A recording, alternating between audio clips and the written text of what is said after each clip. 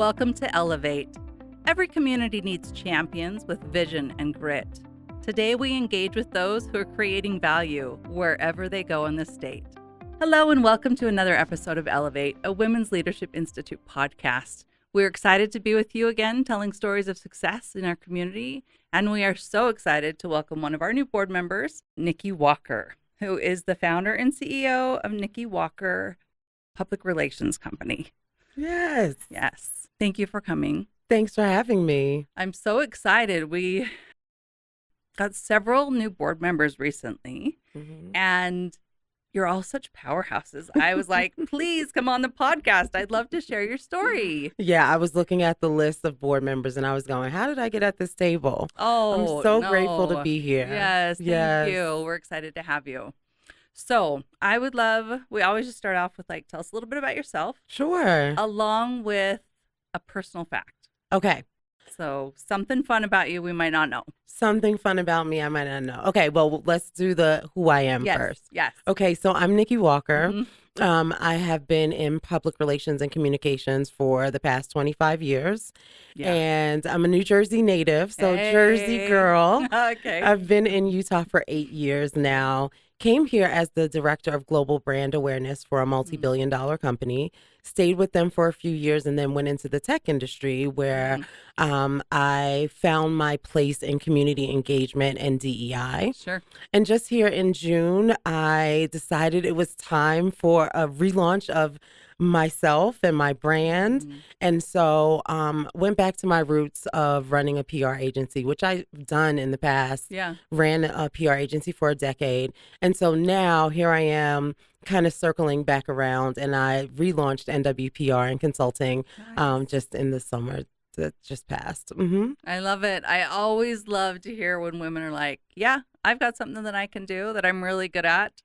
And from everything I've seen, you are really good at what you do. So thank you. What it's interesting that you did it before and then you're coming back to it. And I feel like so many things are in flux. Yeah. How do you feel like communications and public relations has changed? Oh, so very much. Yeah. 10 years ago, I mean, there was social media, but it was not at the level that it is now. We weren't looking at social media metrics to determine reach or to determine return on investment. But now you have to, with the growth of influencers, with the growth of podcasts, which reach so many people. We're looking at metrics differently now.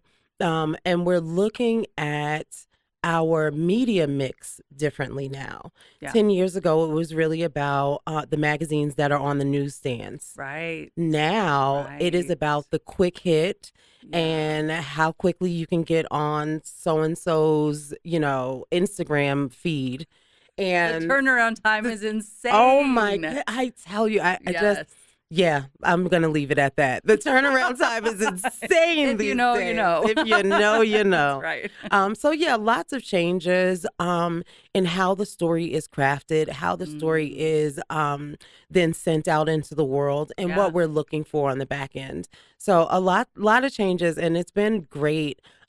Just kind of being elbow deep in it and figuring out these new strategies and tactics. And I've paired that. Here's something about me. I just returned to school for my bachelor's degree. You did? I did. So I'm fully enrolled. Thank you so much. Wow. I'm with Western Governors University. Love them. It is the most phenomenal educational experience I've had to date. Is it they're online, right? They're online. Okay. They're online. And is it a communications degree? It is a communications degree. Yeah. Yes, You're like, can I just take the test and test exactly out a lot of this? So running through that program and learning lots of things. Learning is a lifetime assignment. Absolutely. And I had forgotten how much I loved to learn, but I'm really excited to be back at WGU and just moving through that program. And good for you. We found that many of the leaders, I found that many of the leaders that I admire are continuous learners. Some people just reach a title or reach a place and they stop learning. But there's still so much. Like we just talked about, with social media, right? changes your whole communication perspective and what you do and how you do it. It's been interesting, even on this podcast, we have listeners outside the United States, and our mission is just Utah. So Right. it's been really interesting to see it even gain traction among women around the world. So. Yeah, well, when you're talking about women in leadership and you have such a unique place as Utah, I think people are interested in the stories to really understand how women are thriving here, because the news doesn't tell us that, right? The studies say we're 50 out of 50 in, women's equity and all of these in things. almost everything. In almost everything. Yeah. But when you're here, when you have boots on the ground, when you're seeing the impact of these women, you really understand that it is one individual who can make a ripple effect for an impact. And so I think this podcast gives people the insight to that. I love that you said that. Last year was our 10th year anniversary. And that's one of the reasons we started this podcast, is because while we definitely have room to grow and we have metrics that say we are the worst, there also are so many really amazing leaders in the state doing amazing work. And so we wanted to showcase that intersection there between gender diversity, what's happening in the workplace, what are some good trends, what are some things that maybe we want to leave behind, all those kind of things. Right. So I appreciate that you brought that up. So talking about WLI, I think it would be interesting for our audience to know what your connection to WLI is.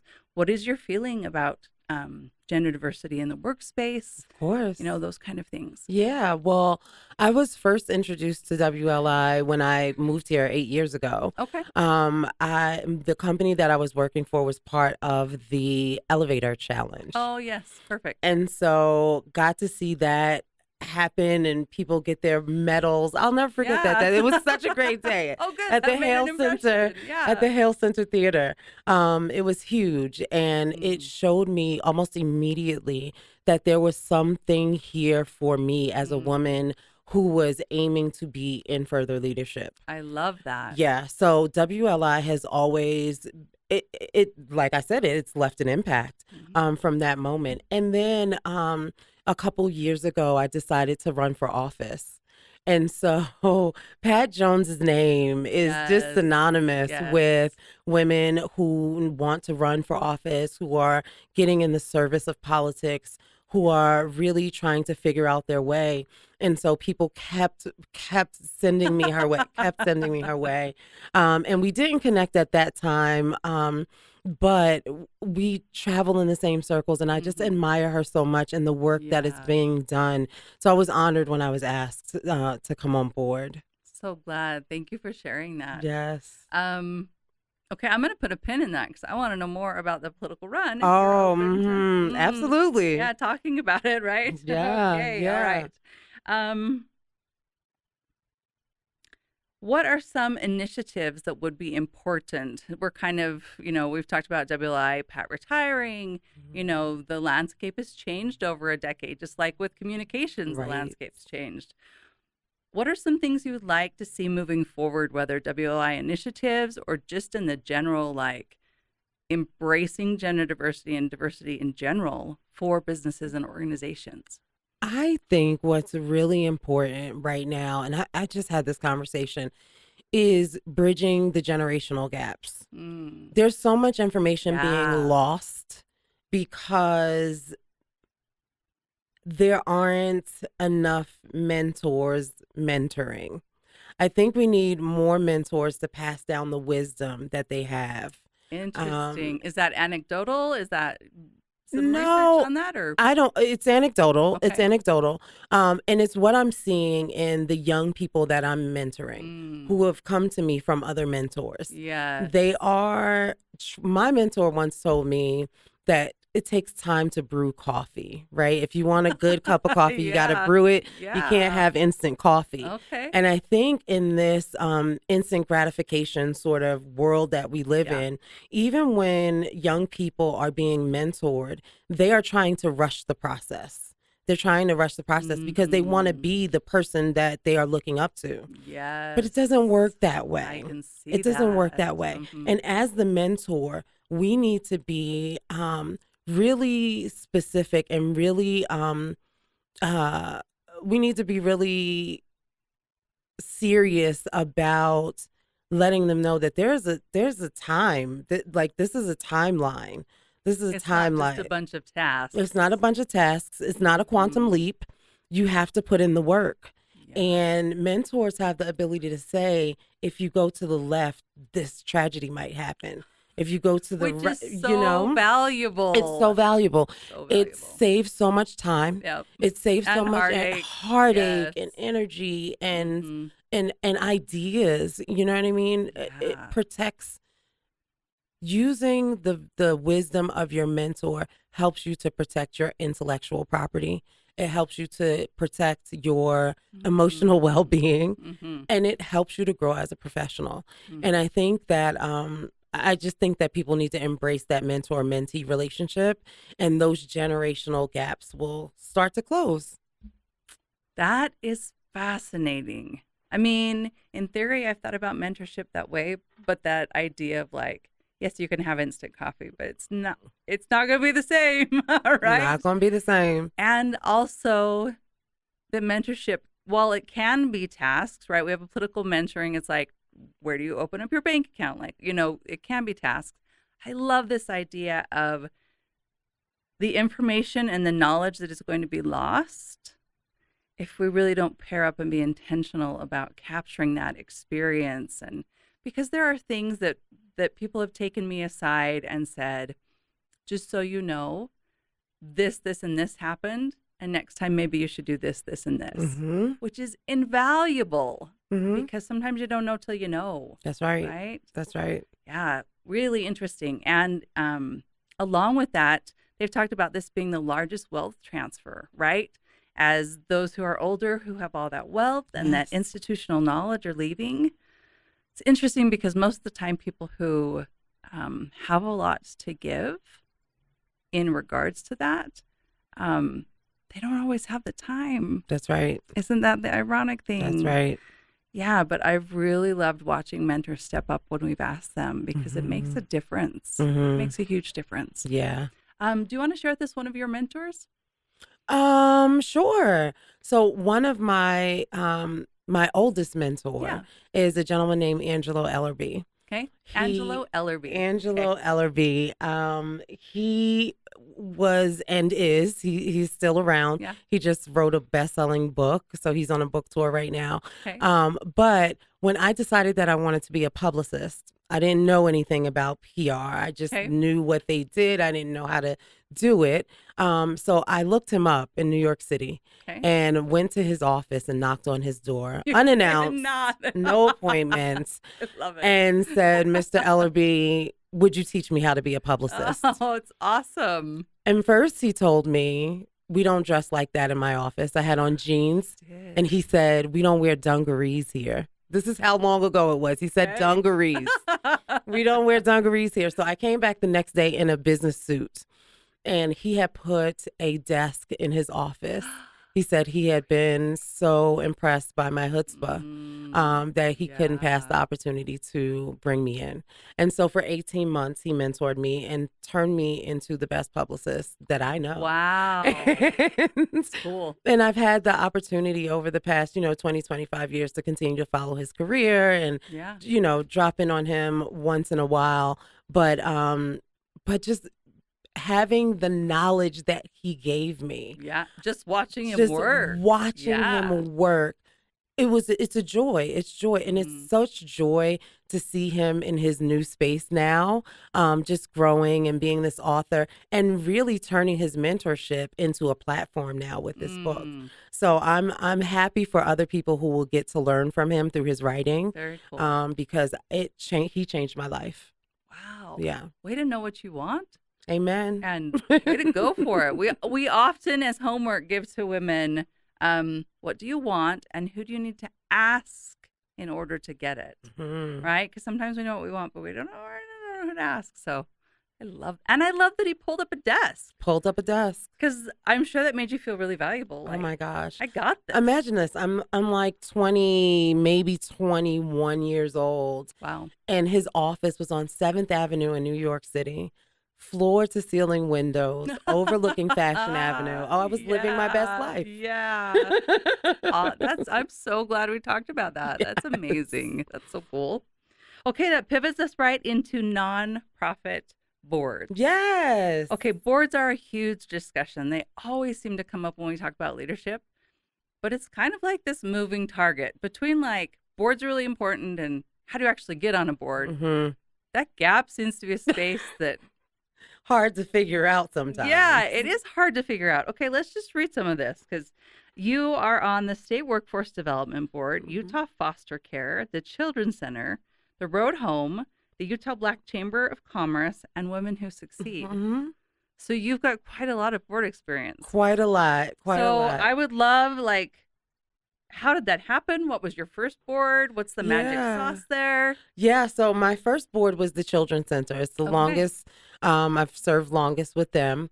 And I worked with them, I think we did a sponsorship for their annual gala. Okay. And I went to the gala and I was overwhelmed with the good work that they do. Yes. Mental health awareness has been something that's always been one of my platforms. I talk about it widely. I have personal experience there, wrote a book about it. And this organization is about mental health for children, very young children, ages 0 to 4, 0 to 3. Where we don't even think that these children need care and attention. But so much happens in those pivotal years. Yep. And so I was drawn to the board for personal reasons. And the then board chair reached out to me and asked if I would sit on the board on behalf of the company. So originally I was sitting on the board on behalf of the company, and then that transitioned after a couple of years. Okay. And now I sit on the board as an individual citizen. Nice. And so being able to help guide the direction of organizations that have such impact in the community is a privilege. It's a privilege. And I'm so grateful that people have seen the value in my perspectives and my insight to bring to the table. And so that is how I loved the board service. And then other people started asking me to sit on boards. Nice. And I've turned down lots. I was gonna say at some point you're like, I can. Yeah. Oh yeah. We're done now. We're done now. And there are a couple of others that you didn't name off that I'm on as well. So it can be a heavy lift. But to see the changes that are being made, to see the movements that are happening with the Utah Black Chamber of Commerce, what they have been able to do amazing is incredible. Just increasing people's opportunity to be a part of the Utah's economic ecosystem in such a major way. So I love all the boards that I sit on, and I encourage people to find the thing that you are passionate about and then find the board that matches and go on there and put yourself out there. There is a government website that lists board seats that are open, board positions that need to be filled. We need to be there. The community needs to be represented on these boards because these boards are taking care of the community. Yeah, and I loved how you said your participation on a board is kind of the bird's eye view of changes that are happening in the community, how to make that happen, collaborations at work. What are some, because all boards are different. All boards work differently, right? What are some things, tangible things you've learned from your board work? Tangible, you know what is an incredible tangible thing I've learned is that networking never fails. Networking. You can't get away from it. You just can't. Never fails. Okay, what do we do for our introvert friends who are like, no, absolutely not? Wow. Introvert friends, come to the other side. Come to the other side. Come be with us. An extrovert friend. Come be with us. Exactly. Exactly. I even for introverts, right? Even for introverts, networking doesn't have to be so broad and wide. It's a one-on-one activity. It really is a one-on-one activity. And so even when you're networking your way through life because we do it. Yep. We do it whether we realize it or not. Yep. We just need to be intentional about it so that our networking can get us to the next level. Yep. Yeah. Great. Mm-hmm. I love that. Okay. And I do think sometimes networking has a bad connotation, but it's really just talking with people. It's really talking When with everybody people. likes to talk to It's people. talking with people and filling in the gaps, right? The more you talk to people, the more you understand what they need. And as humans, our job is to help fulfill the needs of other humans. That's what we're here for. That's what we're here for. So the and more our brain works on that all the time. Yes. Yeah. So the more you talk, the more you network, the more you learn who needs what and how you can be the conduit to put those things together. I love it. Mm-hmm. So smart. Okay. I love that. So when we talked about the State Workforce Development Board, the next question I want to ask you talks about workplace trends in general. Mm-hmm. So first of all, I'd love for you to talk if there's any trends that you see from your time on the board there.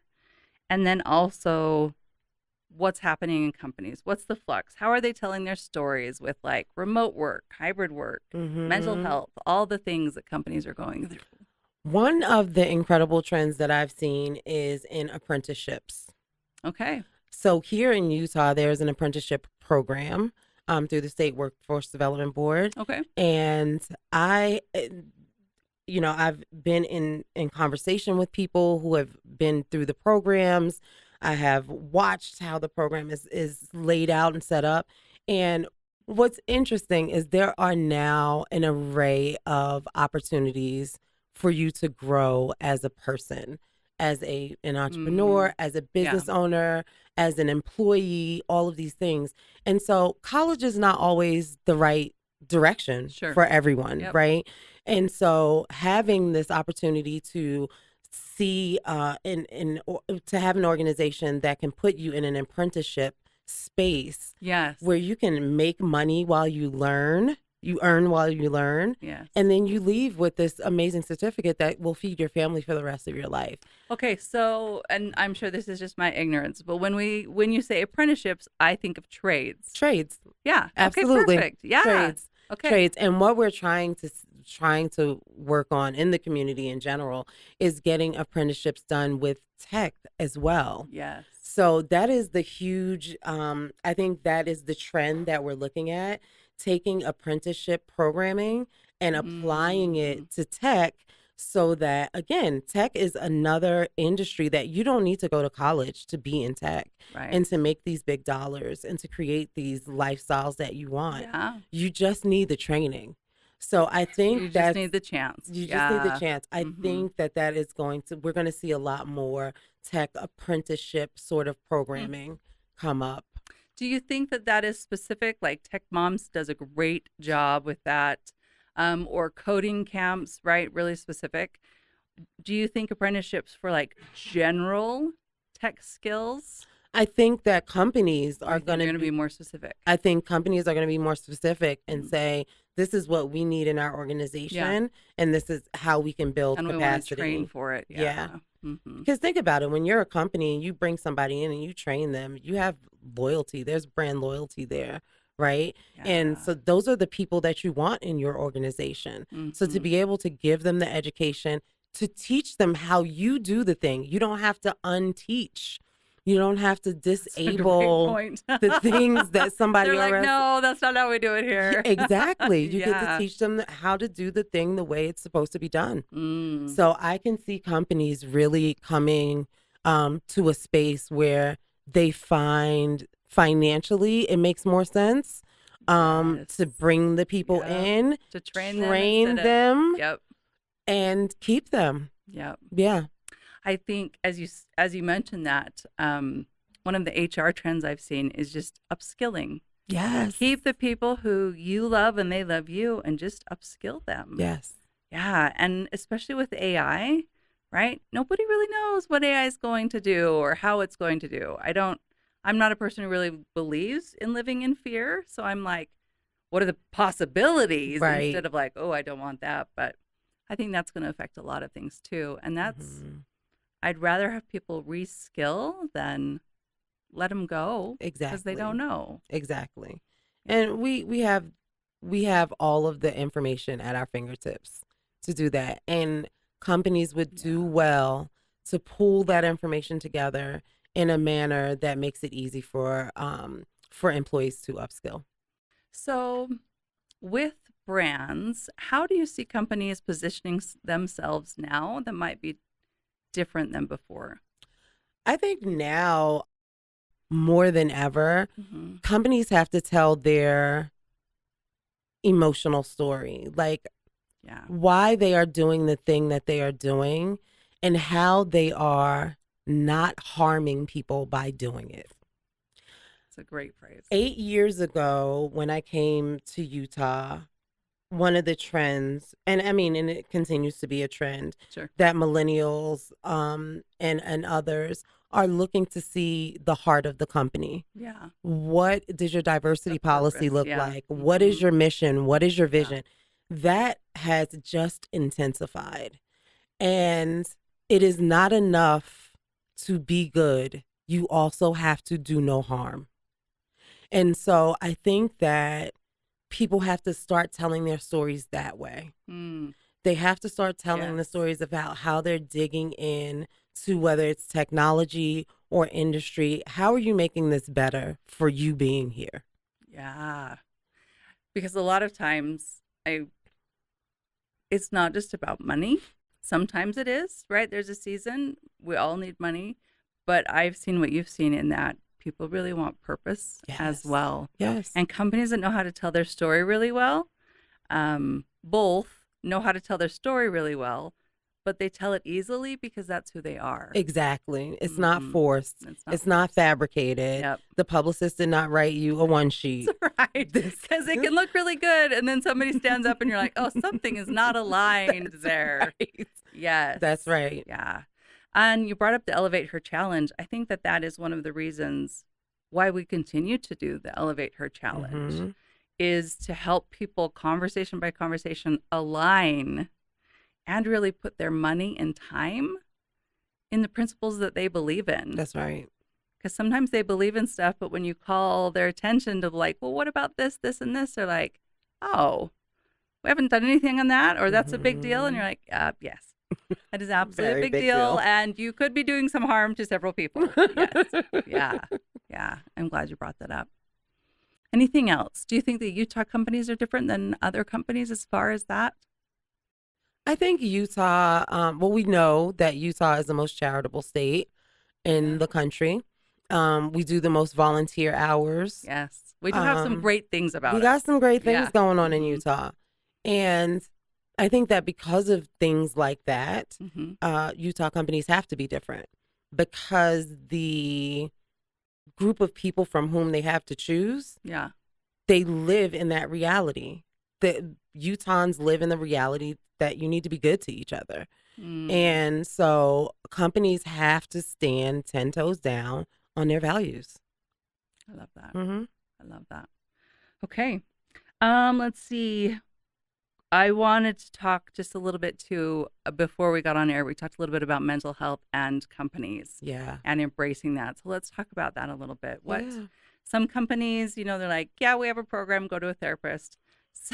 Some companies are a little more holistic, like there's a full gamut. What are some things you've seen with companies or that you've done yourself that have really been helpful?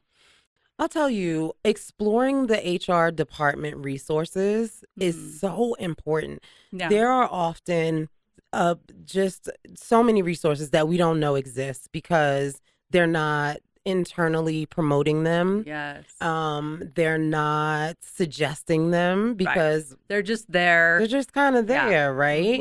And separate from your work. Right. Yeah. So I think that it's important for HR departments to expose the things that they have available for their employees. I think that is the fastest route to mental health at work, is taking advantage of the things that already exist, whether that is an app that helps you be mindful, or that is 3 free sessions with a trained therapist, or it is, I don't know, a massage on Tuesday. Whatever your program is, bring in a massage on Tuesday. Please bring in massages on Tuesday. But whatever your mindfulness, wellness, health, well at work sort of program is, it really is our individual responsibility Mm-hmm. to know what is going on in our worlds. So I think it's a two-pronged approach. Yeah. It is the companies advertising and promoting this because it is for their benefit. Yep. It is for the company's benefit to have healthy and well employees. Absolutely. So a campaign on how to be healthy and well, and then for individuals to really just kind of dig in and see what's there and what fits. Yeah. I love, of course, that you took communication perspective on it. Because most companies think, oh, we need communication external. Right. But that internal, it's huge. It is huge, especially in valuing your employees, upskilling like we talked about, making sure that they're okay, catching things before they become a big deal, Exactly. right?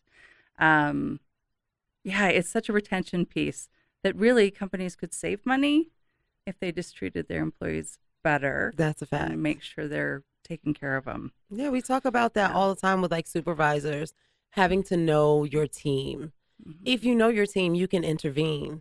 If Sally is not performing at Sally's level for 2 weeks now, then it's time to have a one-on-one with Sally to see what is going on. Yeah. But if you're not connected to your team in that way, then you'll miss meet them it. once a year. They're not going to open up. No. Well, most people wouldn't open up. No. Or the other thing we found is exit interviews. I'm so glad that that's a thing that maybe is going out the past, because I don't want to know that you're leaving in an exit interview. Right? That should be caught before. So I'm a big believer in both qualitative, right, the story, and quantitative, the numbers. Mm-hmm. So if they are down, let's not just assume that it's because they're not doing well. Let's ask the question and get some meat on those bones. Yeah, to see if there's something that we can do to help, or something that, maybe they just need some motivation, or maybe it was a really hard client, or you never know. There's so many things that could have happened. So many things. Yeah. Okay, I love it.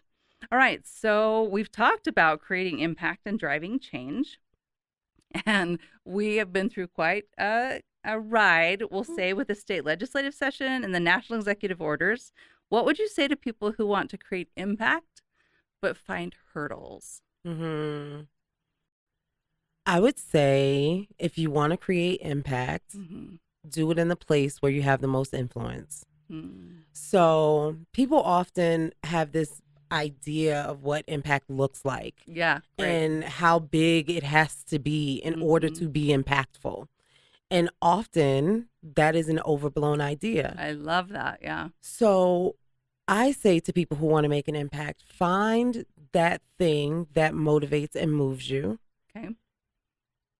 I usually say one or two things, because many people like to do 12, 15. Yeah, one thing. Do one thing at a time. I think one thing at a time. Find the one thing.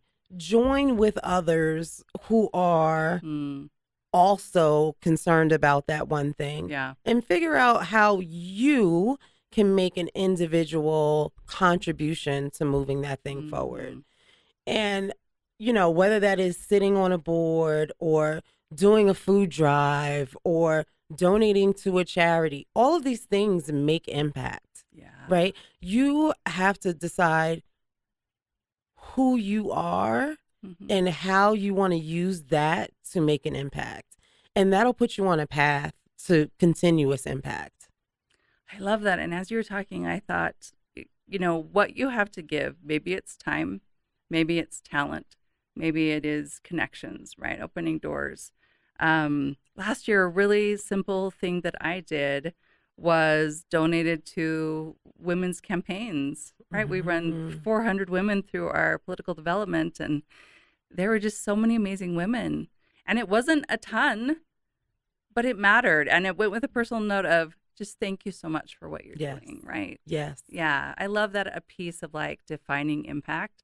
Because you're right. Sometimes it's like, oh, I got to move this whole mountain. Right. How am I going to do that?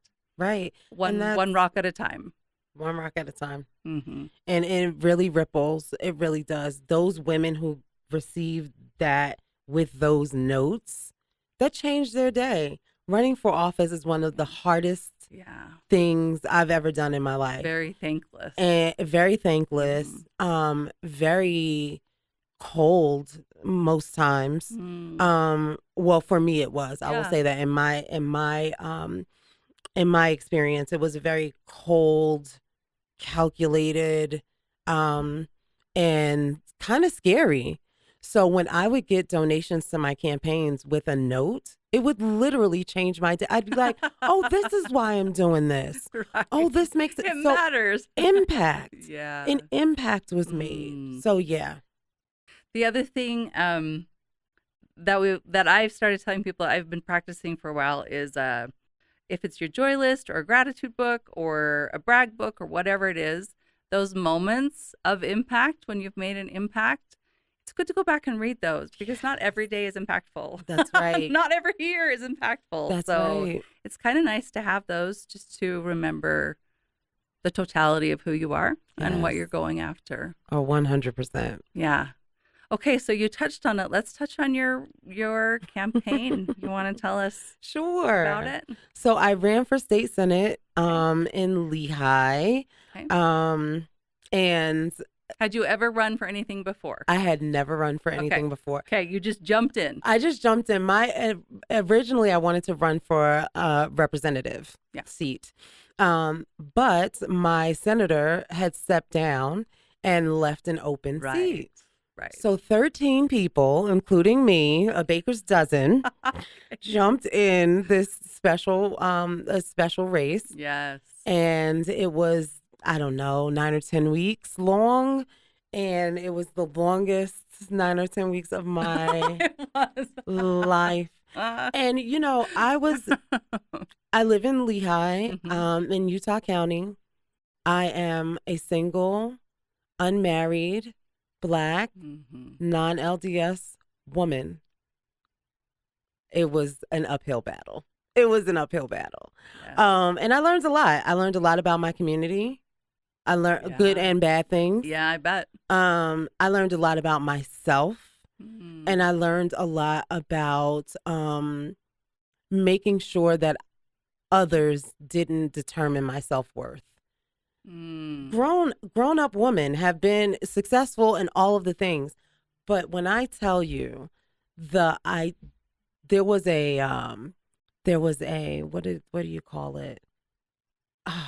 Oh my goodness, I can't think of what it's called, but there was a campaign against me, basically. An opponent. An opponent ran a campaign against me, and it was pretty harsh, right?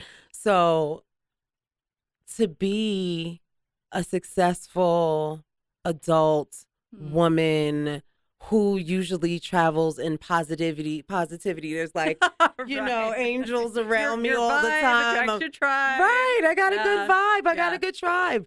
And then to have all of this darkness kind of fall on, it's really hard to dig yourself out of if you don't have the proper support system around you. And if you don't believe, you gotta be in it for a real reason. You have to believe in your why. And I believed in my why, and I pushed through.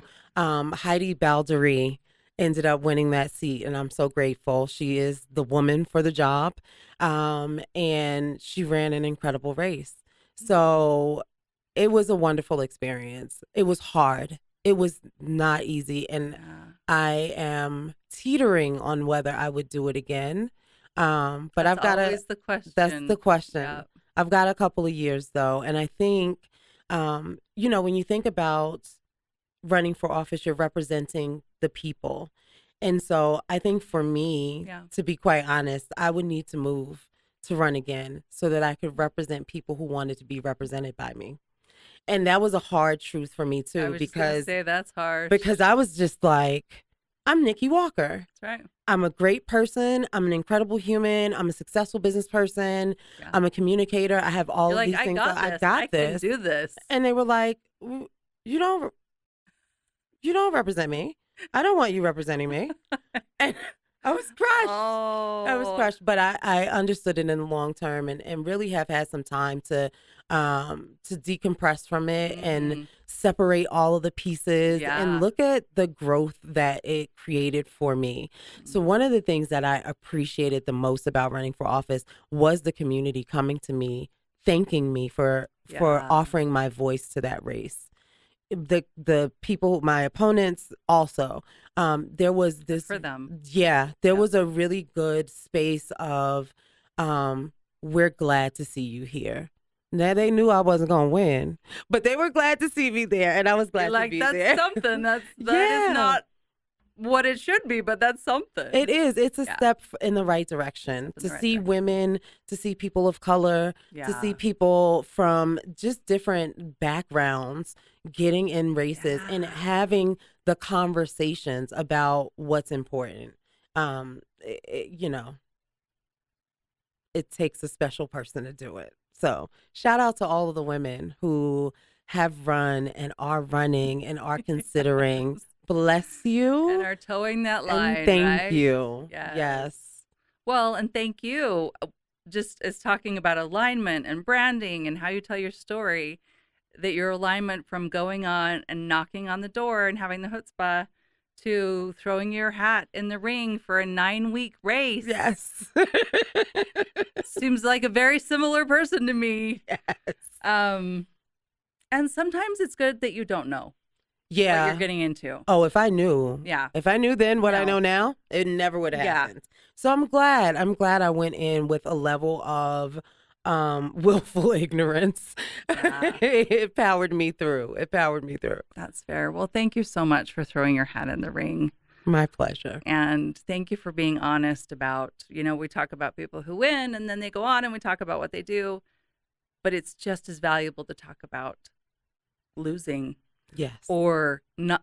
I don't think it's losing because everyone gains valuable experience, but like what happens when it doesn't work out? Do you do it again? Mm-hmm. Do you shift to something else? Do you, all those kind of conversations I think are really important too for women. Yes. Because the hurdles can be high, Yeah. And the hurt could be intense when it doesn't go your way. Yes. And especially when it's about identity. Yes. Instead of what you can bring to the conversation. Yeah. Yep. I hear that. Okay. Well, fascinating. I'm so excited. I'm so excited to have you around to talk to you more. As we close out for this intersection of the modern workplace and women, what haven't we covered that you really hope people would understand or know? Maybe from that like mentor perspective of like, hey, this is a landmine, or just what would you say? I don't know. The modern workplace and women, I just think that we're coming into a space where people are realizing the qualitative impact of women in spaces. And we really need to continue to amplify the voices of leaders in the space because it inspires the next generation. And we cannot allow whatever is happening in the next, decade to affect young women in a negative way. We have to speak even louder because voices are being silenced right now. Right. And we have to let these young people know that the amplification is still here. The megaphone still exists. There's still a place for you. So I say to women in the workplace, be loud, be big, take up space. Take up space everywhere you go so that the little girl can see you taking up space and know that it's appropriate and know that it is normal. Normalize being at the table. Bring somebody with you. Bring a mentee with you. Talk to them about who they can be, who they will be, and who you're going to help them to be. So powerful. Like that does have me to tears, right? I have a daughter who the whole reason I got into leadership politics is because we would drive by the state capitol and she's like, what's that? I want to work there. Wow. And I was like, I need to do my work so that you know that you can. That's right. Right. It's like that little girl statue with the glass ceiling shattered. Mm-hmm. Yeah. So they know what it looks like to take up space, to have a loud voice, to work through any of the hurdles and come out on the other side like, okay. Yes. Yeah. So powerful, Nikki. Thank you for sharing. You're welcome. Thanks for being with us. Thank you for having me.